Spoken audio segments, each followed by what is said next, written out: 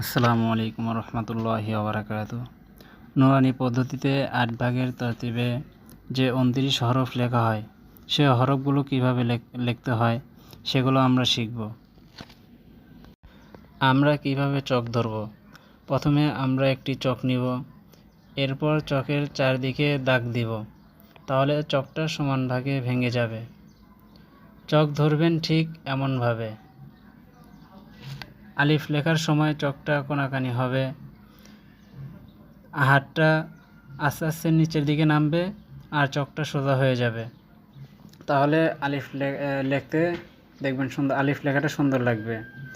তো এখন আলিফের প্রথম অংশটা হবে একটু মোটা, নিচের অংশ হবে চিকন।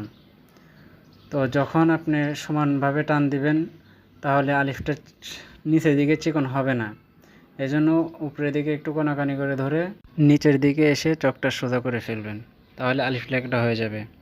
যখন আলিফ হয়ে যাবে তখন আমরা মিম লিখব। তো আলিফ লেখা যদি সুন্দর হয় তাহলে মিম লেখাটাও সুন্দর হবে।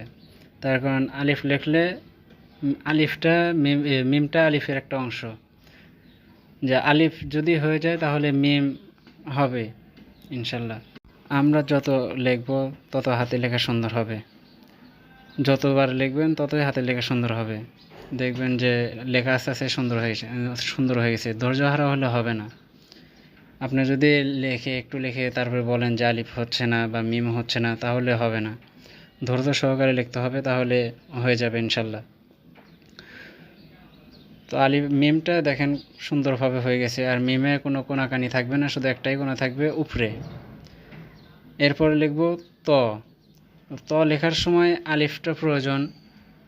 আলিফটা যদি সুন্দর হয়ে যায় তটা এমনি সুন্দর হয়ে যাবে। তটা যে আমরা লিখব, আলিফ থেকে তটা উঠবে 3 ভাগের 2 ভাগ। 3 ভাগের 2 ভাগটা যদি ত উঠে যায় তাহলে দেখবেন যে তটা সুন্দর হয়ে যাবে। তারপরেও যদি কেউ না বোঝেন তাহলে ওই একটা উদাহরণ দেই।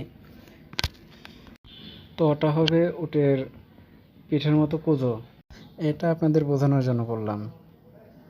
আর ত শেষ হয়ে গেলে জ লিখবো আমরা। আর জ লেখাটা তো সহজ, যখন আপনার ত হয়ে যাবে তখন জ তো এমনি আপনি লিখতে পারবেন।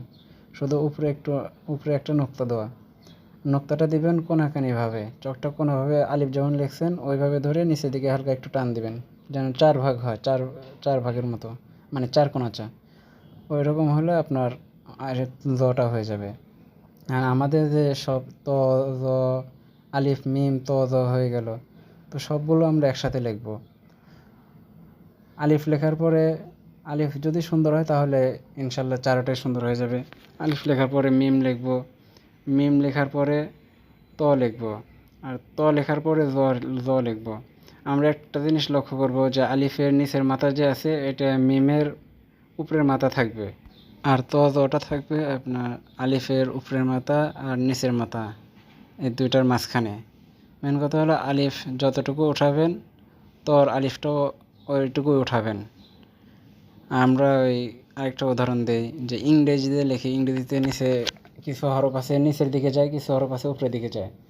তো এখানে আপনার আলিফ আরবি লেখার ক্ষেত্রেও সেম এমনই, যে কিছু হরফ থাকে নিচে, কিছু হরফ থাকে উপরে।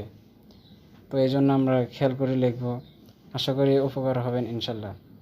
আর আমার ভিডিওটাতে যদি ভালো লাগে তাহলে লাইক, কমেন্ট, সাবস্ক্রাইব করে পাশে থাকবেন।